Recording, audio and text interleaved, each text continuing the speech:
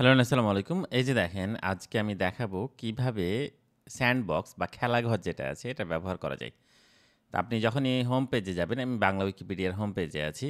আপনি আপনার প্রোফাইলের উপর ক্লিক করবেন, তারপর দেখবেন খেলাঘর নামে একটা অপশন আছে। খেলাঘরটা ইংলিশে স্যান্ডবক্স দেখায়।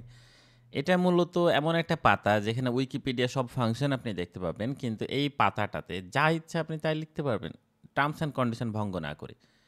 তাই বলে এক্সট্রিম টার্মস অ্যান্ড কন্ডিশন না। আপনি যদি কোনো পাতা তৈরি করেন যে পাতাতে হয়তো এখনও কাজ চলছে, আপনি সরাসরি পাতাটা পাবলিশ না করে এখানে পাতাটা লিখতে পারবেন। যেমন আমি লিখেছি মোশাররফ হোসেন আখুনজি নামে একজন ব্যক্তির নামে একটা পাতা। তো এই পাতাটা আমি পাবলিশ করি নাই এখনও। এটা শুধুমাত্র আমার ইউজার পাতায় রেখেছি। এটা অনেকটা নোটপ্যাডের মতো বা ড্রাফটের মতো। এই ড্রাফটটা যখন তৈরি হয়ে গেছে, অর্থাৎ ফুল সম্পন্ন হয়ে গেছে, এই পাতাটাকে আমি কিভাবে একটি পাতা হিসেবে পাবলিশ করতে পারবো। মোশাররফ হোসেন আখুনজি, আমি এই লোকের নামে পাতাটা করতে চাইছি। তো এটা দুইভাবে করা যায়। একটা হচ্ছে নর্মালি যেভাবে আমরা পাতা তৈরি করি,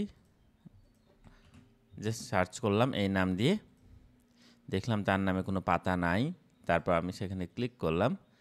ক্লিক করার পর যে বক্সটা পাবো, এই বক্সে এই লেখাগুলো অর্থাৎ সম্পাদনা বা উৎস সম্পাদনাতে যে আমি যত লেখা পাবো, যত যা কিছু করেছি এখন পর্যন্ত, সবগুলোকে কপি করে নিয়ে এসে এখানে পেস্ট করে দিয়ে সেভ দিলেই পাতাটা হয়ে যায়। এটা খুবই সাধারণ একটা ওয়ে, যেভাবে আমরা পাতা তৈরি করি, নতুন পাতা। বাট এখানে আরেকটা নতুন টুইস্ট আছে যে আপনি এই পাতাটা অন্যভাবেও করতে পারেন।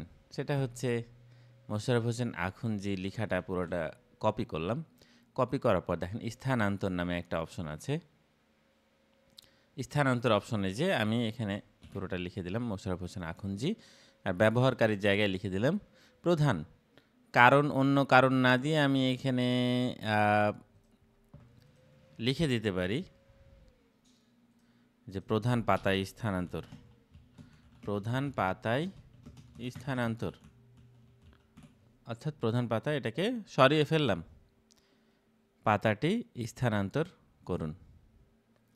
দেখুন নতুন একটি পাতা পাবলিশ হয়ে গেছে মোশাররফ হোসেন আখুনজি নামে।